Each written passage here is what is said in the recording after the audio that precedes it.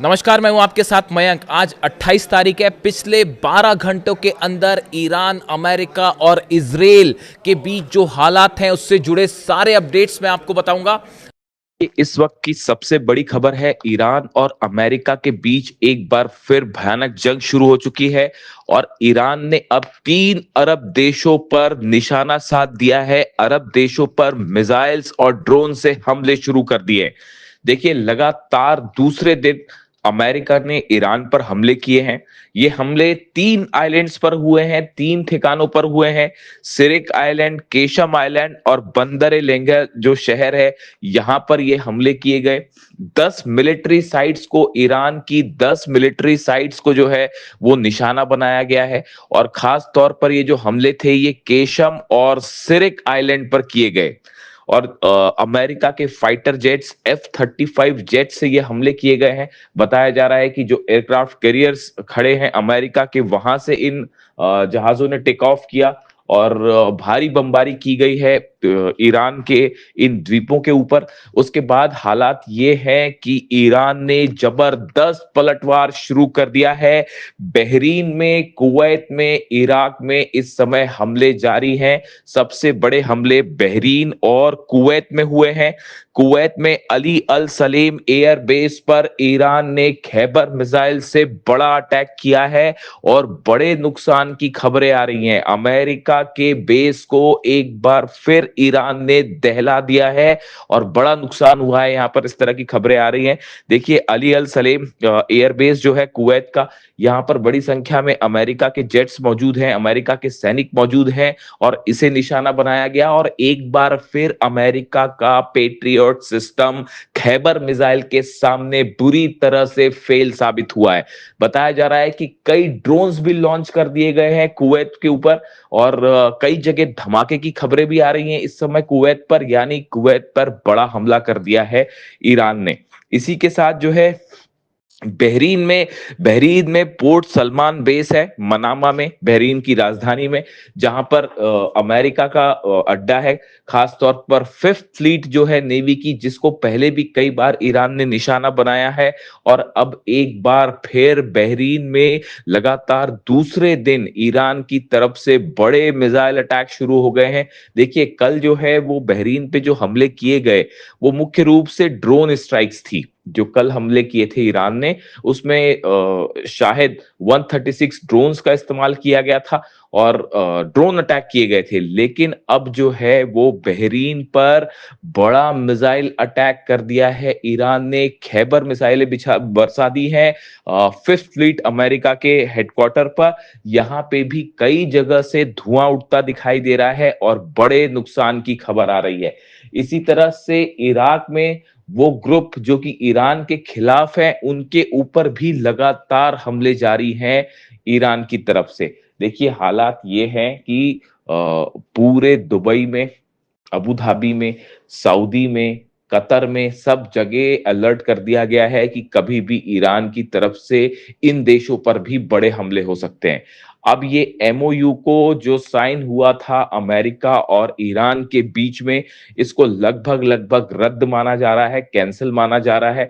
और जो हालात हैं वो एक बार फिर जंगी हो चुके हैं और ईरान की सेना भयंकर गुस्से में है। देखिए, ईरान ने ये कह दिया है कि ये उकसावे की कार्रवाई, जिस तरह से हमले किए गए, उसका बड़ा बदला लिया जाएगा और डोनाल्ड ट्रंप को और अरब देशों में जहां भी अमेरिका के बेसिस हैं, उन सब देशों में हमले किए जाएंगे और कड़ा सबक सिखाया जाएगा। देखिए, ये मामला जो है, हालात कैसे बिगड़े। पहले ईरान की तरफ से ये बात कही गई कि एक जहाज हमने देखा था जो क्रॉस करने की कोशिश कर रहा था, सिंगापुर का जहाज था। उसने बिना ईरान की सेना के परमिशन के एक नए रूट का इस्तेमाल करते हुए हॉर्मुज को पार करने की कोशिश की, तो ईरान ने उस पर हमला किया। ये पहला जहाज था जो अभी ये नए दौर का विवाद हुआ है इसमें हमले को लेकर। और कल फिर ईरान की तरफ से एक जहाज को निशाना बनाया गया है जो कि उसी नए रूट से निकलने की कोशिश कर रहा था। और इसको ईरान की तरफ से जो है वो वार्निंग दी गई कि इस जहाज को रोकने के लिए कहा गया, लेकिन ये जहाज नहीं रुका। इस पे पनामा का फ्लैग लगा हुआ था, पनामा फ्लैग शिप था, एमटी कीकू इसका नाम बताया जा रहा है, और इसमें 2 मिलियन बैरल ऑयल था, 2 मिलियन बैरल ऑयल भी इस पे था। ईरान की तरफ से इसे रोकने की बात कही गई, वार्निंग्स दी गई, लेकिन जहाज नहीं रुका तो ईरान ने हमले कर दिए। देखिए दरअसल अब ये पूरी जंग जो है वो हॉर्मूज पर कंट्रोल को लेकर शुरू हो गई है। एमओयू जो साइन हुआ है उसके मुताबिक हॉर्मूज से जो जहाज निकलेंगे वो पूरी तरह से ईरान की देख रेख में निकलेंगे। यानी हॉर्मूज खुलता है तो ईरान की देख रेख में जो है वो खुलेगा। लेकिन अब हालात ये हैं कि अमेरिका कई अरब मुल्कों के साथ मिलकर हॉर्मूज में एक नया रास्ता बनाने की कोशिश में जुटा है।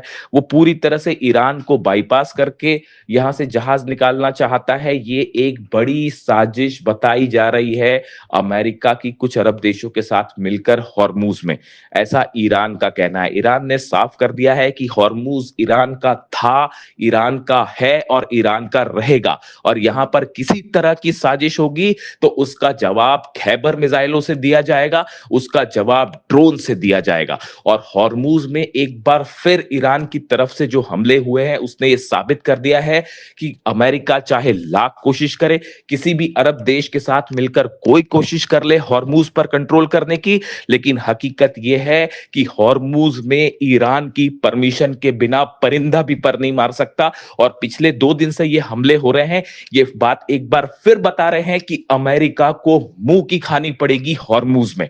देखिए हालात ये है, ये जितने समय का सीज फायर रहा, जितने आइलैंड्स थे उन सब आइलैंड्स पर ईरान ने अपने मिसाइल लॉन्चर्स को मजबूत कर लिया है, अपने ड्रोन लॉन्चर्स को मजबूत कर लिया है। इसका नतीजा यह है कि अगर ईरान की सेना की जानकारी के बिना जहाज निकलने की कोशिश करेंगे तो ईरान सीधा उन्हें निशाना बनाएगा और अमेरिका उनकी रक्षा नहीं कर सकता। आज बहरीन पर जिस तरह से हमले हो रहे हैं, कुवैत पर हमले हो रहे हैं, इसने एक बार फिर साबित कर दिया है कि अमेरिका अरब देशों की रक्षा नहीं कर सकता। अरब देशों का विश्वास अमेरिका से उठ चुका है।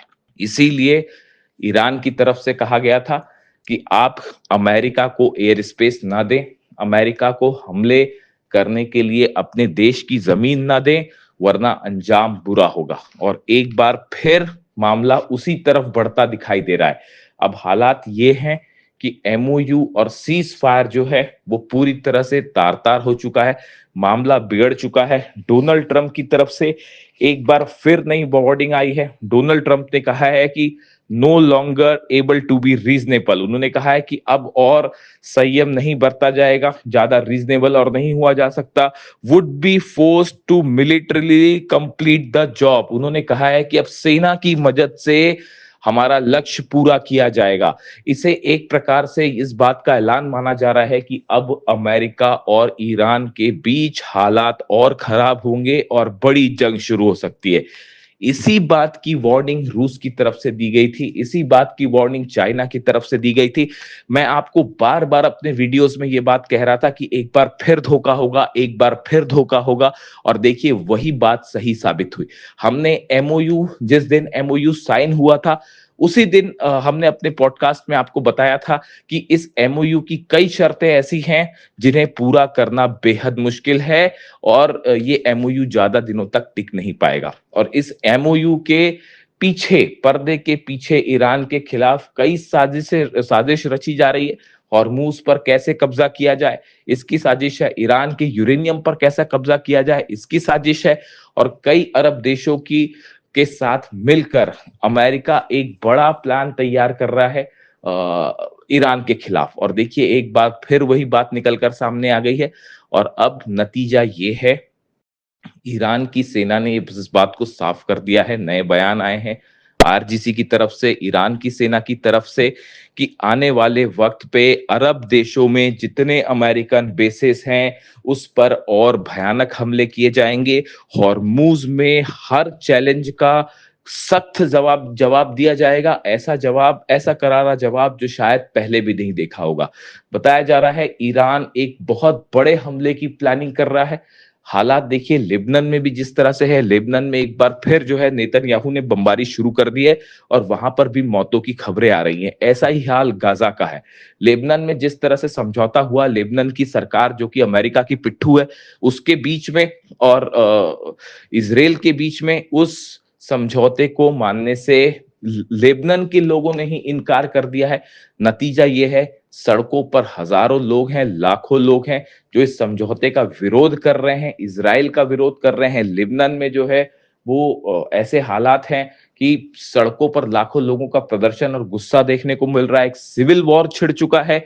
ऐसे में लेबनान से इजराइल की सेना का वापस ना आना एक बार फिर इस जंग को और बड़ा रूप दे सकता है। देखिए अभी जिस तरह की खबरें हैं, बड़े हमले जारी हैं इजराइल की तरफ से लेबनान में, और दक्षिणी लेबनान में खास तौर पर कई ठिकानों को निशाना बनाया गया है जिसमें कई लोगों की मौत की खबरें भी आ रही हैं।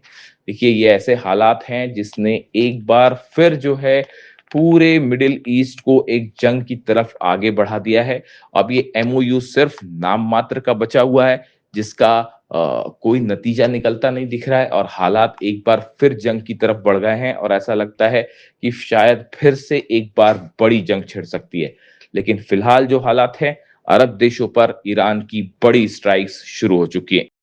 देखिए कल जब अमेरिका की तरफ से पहले स्ट्राइक की गई ईरान के ऊपर, और उसके बाद जब ईरान ने जवाब दिया, ईरान की सेना ने जब जवाब दिया और बहरीन पर हमले किए, उसके बाद आईआरजीसी की तरफ से एक बयान रिलीज़ किया गया और उस बयान में कुरान की एक पंक्ति का जिक्र है। और ये बिल्कुल वही संदेश है जो अली खामेनी साहब ने अपनी शहादत के चंद दिनों पहले सोशल मीडिया पर पोस्ट किया था। देखिए मैं अक्सर इसका जिक्र करता हूँ। मैं अली खामेनी साहब के जितने संदेश थे मैंने सब उनको फॉलो किए। उनकी शहादत के पहले जितने उनके वीडियोस थे मैं उनको फॉलो करता था।